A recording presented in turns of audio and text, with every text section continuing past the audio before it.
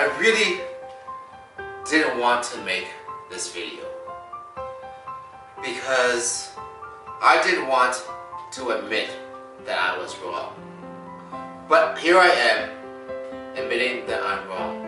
And nobody likes to admit that they're wrong. So I've learned an important lesson today, or last week,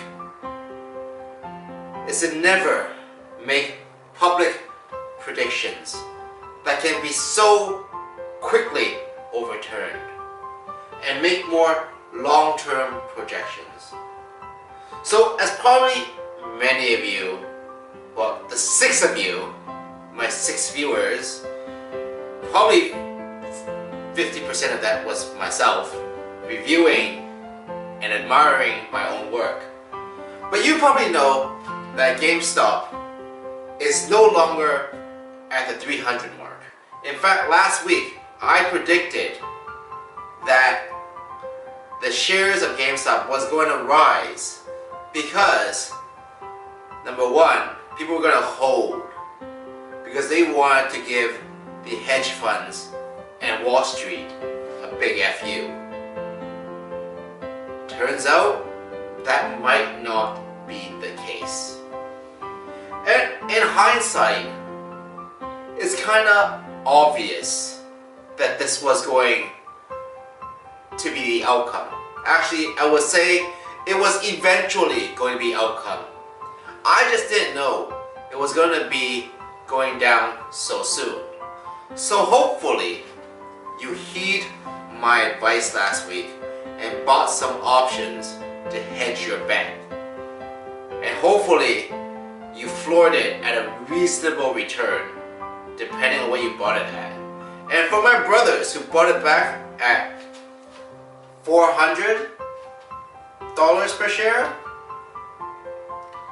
don't worry. Well, I wouldn't say don't worry, but we all went into this knowing that some of us were going to lose money, and hopefully we all used money that we were willing to depart with. Now, why was I wrong? It's important to learn from our mistakes. And one very plausible answer is simply that the return was good enough for a lot of people. Unlike the hedge funds, where a lot of money is in the concentrated hands of a few,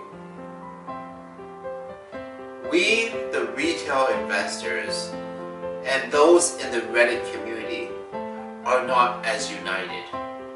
It is thousands, tens of thousands, maybe hundreds of thousands. I mean, the latest check, the followers of Wall Street Bets was 6.7 million people.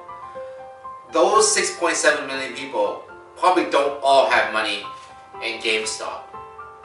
But they're definitely not all going to think alike. Everyone has their own risk tolerance level. And from what I see in the comments on Reddit, a lot of them are first-time investors. So they are not going to be immune to the emotions and stress of having your own money on the line. And when push comes to shove, everyone's got their own interests first at heart. Now, whether it was the sale of the retail investor that caused the price to plummet is hard to say, because I was looking at the numbers, I've been reviewing the threads and checking some sources, and it seems the volume of transaction hasn't gone up a lot, but the price has gone down considerably within the next day afterwards.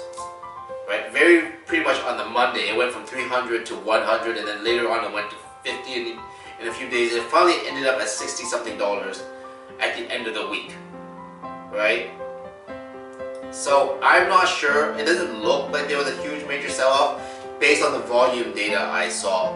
But the problem is, it's not just retail investors, right? And a lot of the holdings, as I mentioned in last week's video, was institutional investors. Now they are not going to stand idly and hang on to something that just went up 1,000%. They are going to try to hedge their bets, especially at that peak point.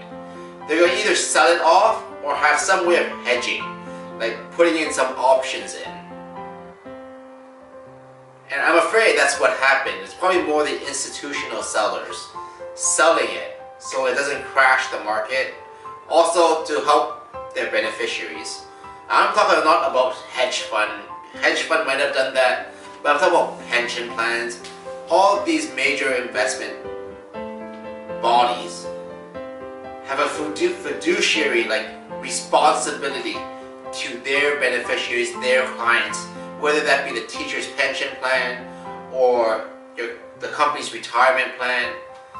These people have a duty to keep their interests of their beneficiaries ahead of any political statement. Now another theory that's been floated around is the hedge fund used some fancy options trick to sort of cover or temporarily cover their short positions and renew their short positions to buy them some time to wait for the stock to go down, because they knew full well that retail investors are divided. And that was the main advantage hedge funds have over the market in general, is they have a bigger concentration of money. And in the market, money is power, right? So I told myself I was going to use write less because it sounds like I'm unsure. But to you loyal viewers, I'll work on that, and I'll see you next time. Hopefully, if you lost some money, you learned something, and if you made some money, just be happy that you got out in time. I'll see you again next week.